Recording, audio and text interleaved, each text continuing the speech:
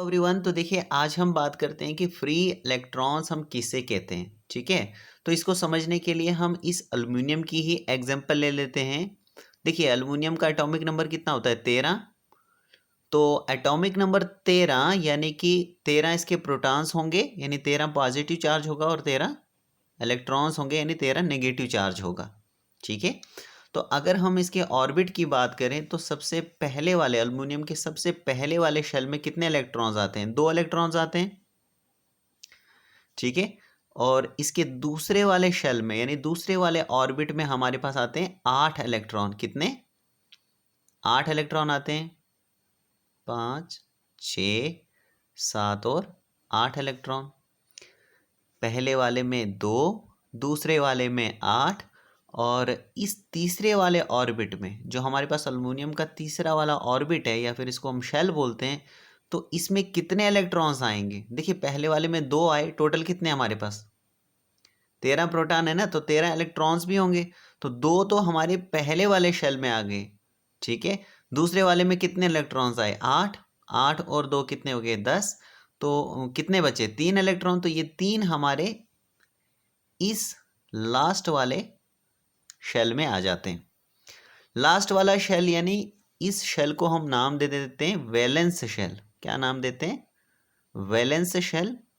यानी वैलेंस का मतलब ही होता है सबसे बाहर वाला शेल, या फिर इसी को हम ऑर्बिट कहते हैं। ठीक है ना, इसी को हम ऑर्बिट बोलते हैं, यानी वैलेंस ऑर्बिट। और इस वैलेंस यानी सबसे बाहर वाले शेल में जो इलेक्ट्रॉन्स होंगे इनको हम बोलते हैं वैलेंस इलेक्ट्रॉन, क्योंकि ये वैलेंस शेल में है ना, सबसे बाहर वाले शेल में, तो इसलिए इनको हम बोलते हैं वैलेंस इलेक्ट्रॉन्स, वैलेंस इलेक्ट्रॉन्स। ठीक है, अब यहां पर देखिए कि ये जो हमारे पास प्रोटॉन्स हो गए, प्रोटॉन्स तो हमारे न्यूक्लियस में होते हैं। तो प्रोटॉन्स से सबसे पास वाला ये जो हमारे पास शेल है, इसमें जो इलेक्ट्रॉन्स है, ये जो 2 इलेक्ट्रॉन है, ये अपने न्यूक्लियस से क्या होंगे, टाइटली जुड़े होंगे, टाइटली अटैच होंगे, है ना। काफ़ी ज़्यादा टाइटली अटैच होंगे, क्योंकि इनकी जो दूरी होती है बिल्कुल पास होते हैं, बिल्कुल क्लोज होते हैं न्यूक्लियस के। वहीं अगर दूसरे वाले शेल की बात करें तो ये क्या है, थोड़ा सा इस पहले शेल से दूर है। इसमें जो इलेक्ट्रॉन्स होंगे वो थोड़ा ये पहले वाले शेल के कंपेयर में थोड़ा सा लूजली अटैच होंगे, उतना लूजली नहीं होंगे, लेकिन थोड़ा सा इस पहले शेल में जो इलेक्ट्रॉन्स होंगे उनसे थोड़ा सा लूजली अटैच होंगे। और ये जो हमारे पास सबसे लास्ट वाला शेल है जिसको हमने वैलेंस शेल नाम दे दिया, तो इसमें जो इलेक्ट्रॉन्स होंगे वैलेंस शेल में, ये अपने न्यूक्लियस के साथ क्या है, लूजली अटैच है। क्यों, क्योंकि इनकी जो दूरी है ना ये सबसे ज़्यादा है, ये वैलेंस में होते हैं, सबसे लास्ट वाले शेल में होने के कारण इनकी जो दूरी है न्यूक्लियस से ये काफ़ी ज़्यादा हो जाती है।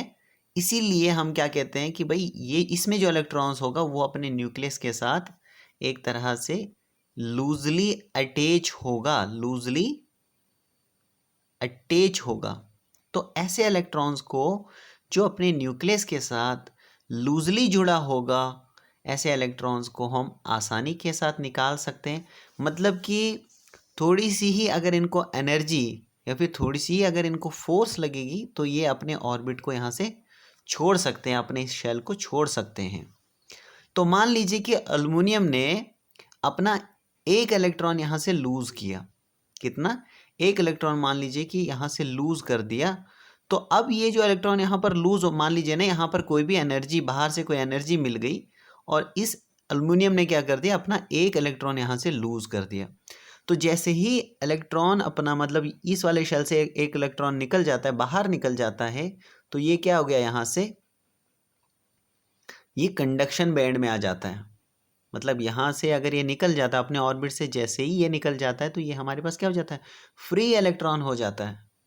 समझ में आ रहा है। अब ये जो फ्री इलेक्ट्रॉन होगा ये एक तरह से कंडक्शन में शामिल हो जाता है। मतलब अगर यही फ्री इलेक्ट्रॉन जब एक डायरेक्शन में आ जाते हैं, मतलब एक एटम ने अगर एक इलेक्ट्रॉन दे दिया, इस तरीके से हमारे पास अगर पीस ऑफ एल्युमिनियम होगा, मान लीजिए कि यहाँ पर एक छोटा सा टुकड़ा होगा एल्युमिनियम का, तो इसमें तो बिलियंस ऑफ एटम्स होंगे ना। तो अगर एक एल्युमिनियम का एक एक एटम जो है अगर एक फ्री इलेक्ट्रॉन देगा, इस तरीके से बिलियंस ऑफ एटम्स अगर एक ही एक इलेक्ट्रॉन देंगे तो बिलियंस ऑफ इलेक्ट्रॉन्स हमारे पास हो जाएंगे। तो यही इलेक्ट्रॉन जब एक डायरेक्शन में आ जाते हैं तो हमें उसके चलते हमें क्या मिलती है, एक करंट मिलती है। क्या मिलती है, एक करंट मिलती है, इलेक्ट्रिक करंट मिलती है। सो अभी के लिए हम यही समझते हैं कि भाई फ्री इलेक्ट्रॉन हम किसे कहते हैं। फ्री इलेक्ट्रॉन यानी क्या, कि ये जो हमारे पास वैलेंस शेल से जो इलेक्ट्रॉन यहाँ से निकलता है, निकलता किस तरीके से है, तो बाहरी एनर्जी से। मान लीजिए कि कोई भी यहाँ पर एनर्जी या फिर आपने वोल्टेज अप्लाई की है किसी भी तरह से, लेकिन इलेक्ट्रॉन जब अपने ऑर्बिट से निकलता है, अपने वैलेंस शेल से, अपने सबसे बाहर वाले शेल से जब निकलता है तो वो फ्री हो जाता है। क्या हो जाता है, फ्री हो जाता है। उन्हीं को हम फ्री इलेक्ट्रॉन बोलते हैं, फ्री इलेक्ट्रॉन्स बोलते हैं। ठीक है, सो आई होप कि आपको ये क्लियर हो चुका होगा। So thank you very much.